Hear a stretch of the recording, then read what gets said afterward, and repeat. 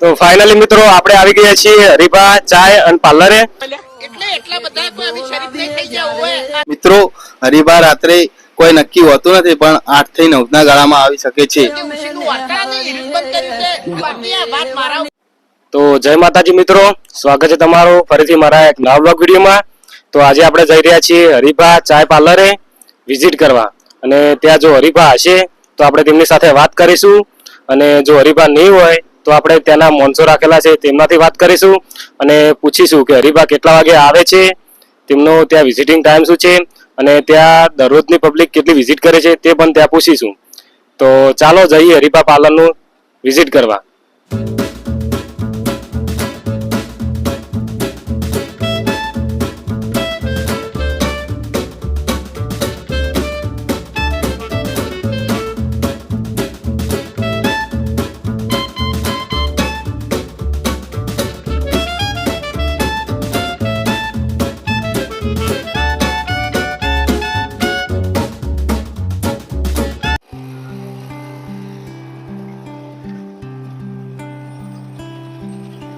તો આ છે ઊંઝાથી સિદ્ધપુર જવાનો રસ્તો, અને આ ચોકડી પડે છે, અને આ છે આપણા હરિહર જવાનો રસ્તો, અને આ તરફ જઈએ તો હંસાપુર તરફ જઈ શકાય છે.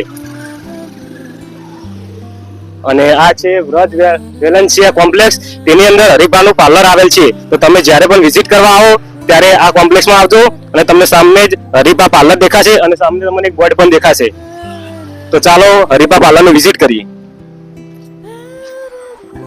તો ફાઇનલી મિત્રો આપણે આવી ગયા છીએ હરીભા ચાય અને પાર્લરે, અને આપણે તેમને પૂછીશું કે હરીભા કેટલા વાગે આવે છે અને અહીંયા રોજની કેટલી વસ્તી વિઝિટ કરે છે તે પણ આપણે પૂછીશું. તો ચાલો જઈએ. તો આ છે હરીભાનું ટી સ્ટોર, તમે જોઈ શકો છો. ચાલો હવે પાર્લર જોઈએ. તો આ છે હરીભાનું પાર્લર.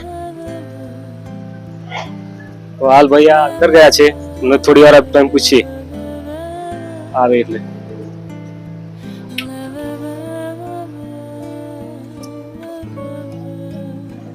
તો ફાઇનલી ભાઈ આવી ગયા છે, તો આપણે તેમને પૂછીએ કે હરીભા કેટલા વાગ્યાના સમય પર આવે છે આ દુકાને. મિત્રો હરીભા રાત્રે કોઈ નક્કી હોતું નથી પણ 8 થી 9 ના ગાળામાં આવી શકે છે, ટાઈમ હોય તો એમની પાસે. અને અહીંયા કેટલી પબ્લિક વિઝિટમાં આવે છે તે પણ આપણે એમને પૂછીશું. તો 1000 થી 500 પબ્લિક આવતી હોય છે સાંજે. હા, તો આપણને જવાબ મળી ગયો છે. હરીભા રાતે 8 ગમે એટલા વાગે આવે છે, અમુક ટાઈમે આવતા પણ નથી. તો તમે અહીંયા વિઝિટ કરી શકો છો. તો ચાલો આપણે આમનું લોકેશન જોઈએ. કરવા જવાનું છે પેલા લડ્યા કોણ ગપન પૈકી એવો હવ આ તો સહી અન તો કાઉ ગાડે